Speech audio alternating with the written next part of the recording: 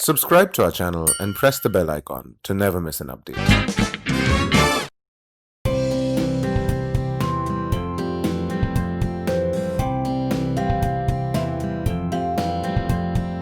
XLRI is almost synonymous with the HRM program that it offers. The long list of notable alumni from this program working in varied multinational organizations is a proof of the success of XLRI.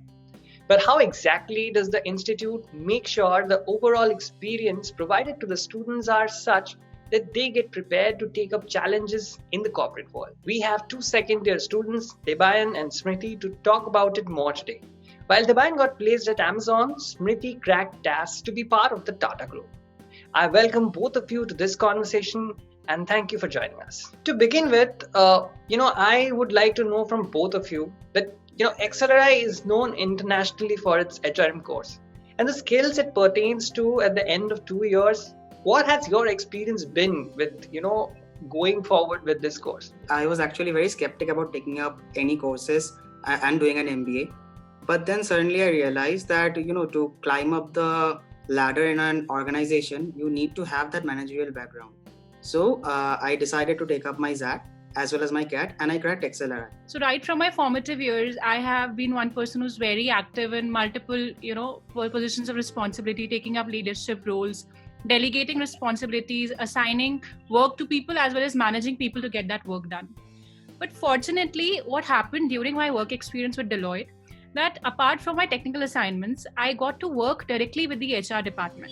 So having this entire passion for how workforce management is conducted and all those human motivations that actually drive business, I worked with the talent acquisition department, and during my little few stints over there, I realized that, people and processes together create that value for business. And my entire technical background with my undergrad in computer education, it just backed that decision, because a lot of analytics and artificial intelligence is coming up to drive business, even in HR.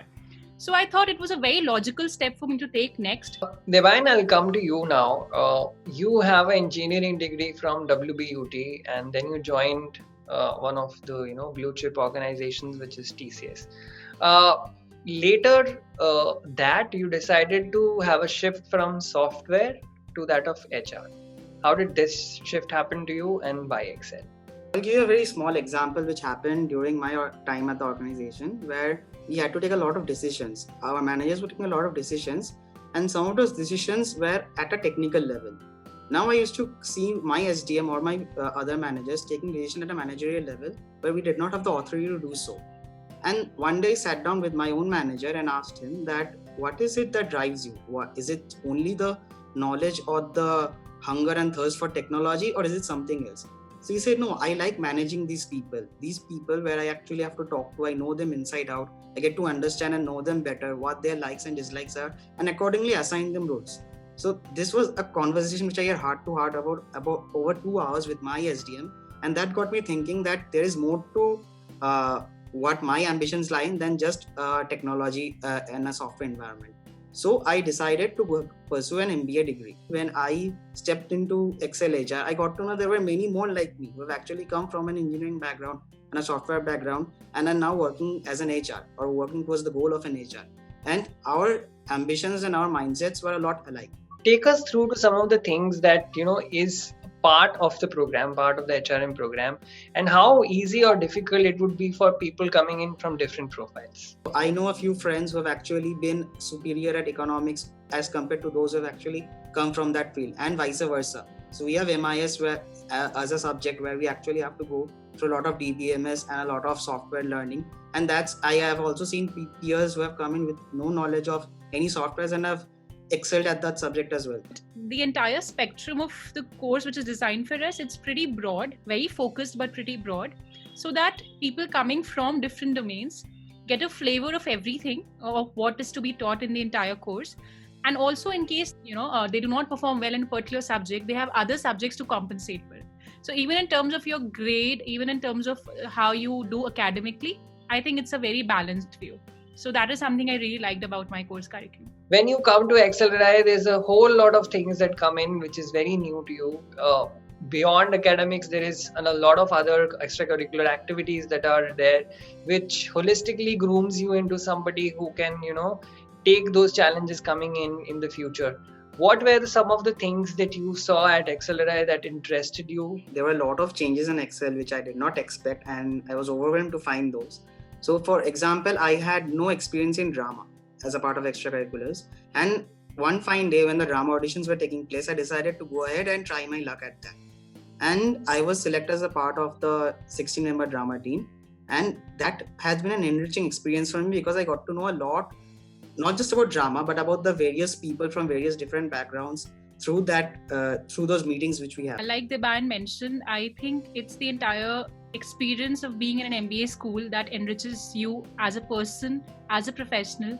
It is nothing that, you learn in classrooms, you learn during lunch breaks, you learn during parties. It is, I think, the entire experience you go through, your entire journey that traces you as a person. But like Debayan mentioned, there are multiple committees and societies you can be a part of. In fact, the society that I am a part of is the flag bearer for HR in XLRI. So it's called Sapphire.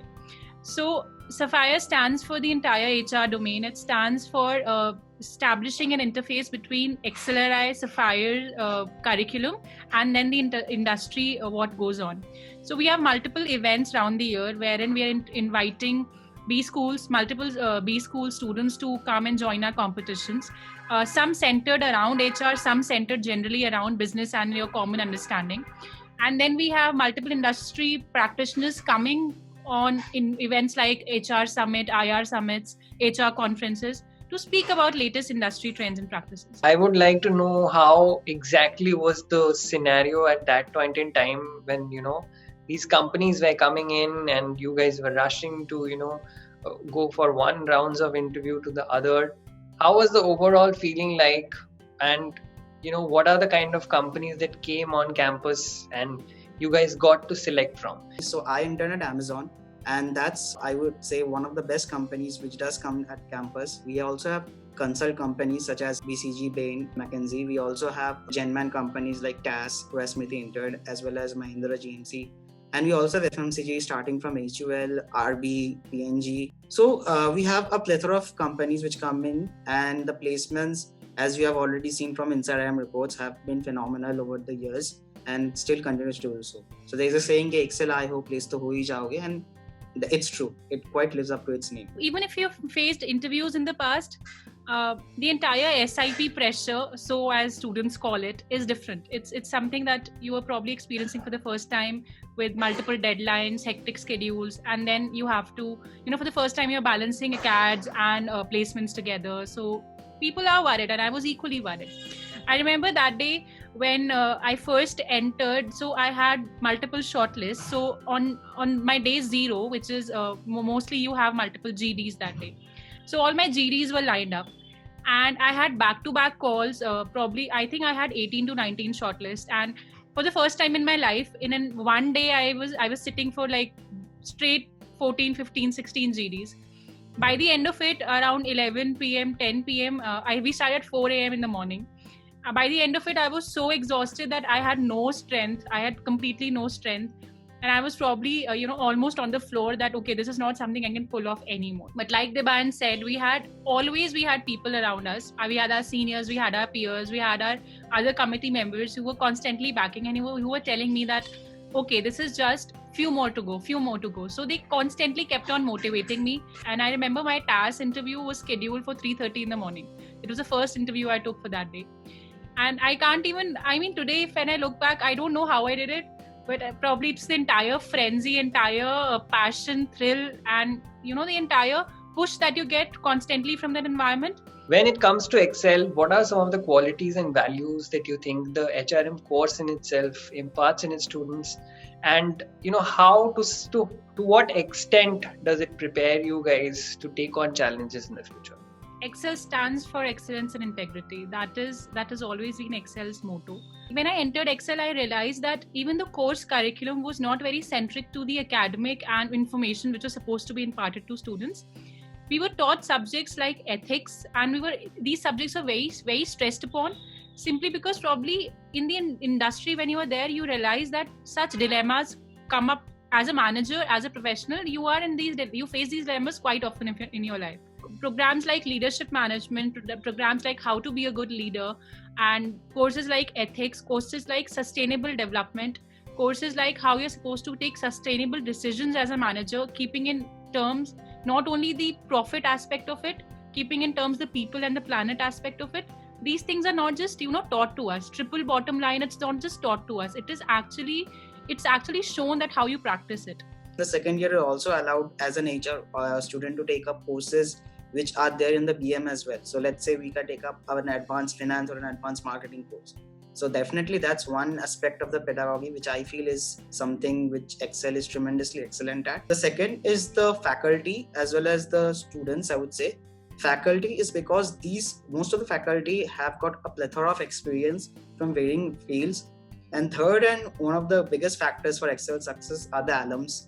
And that is definitely that we can connect to them at any point of time. Where do you see yourselves in the future going forward from here? What are the kind of plans that you have for future that you see yourself doing? I was very fortunate to get a PPO from Amazon as an HR VP, and I intend on joining it as soon as possible. I definitely want to study and learn a bit more as well as contribute to my organization.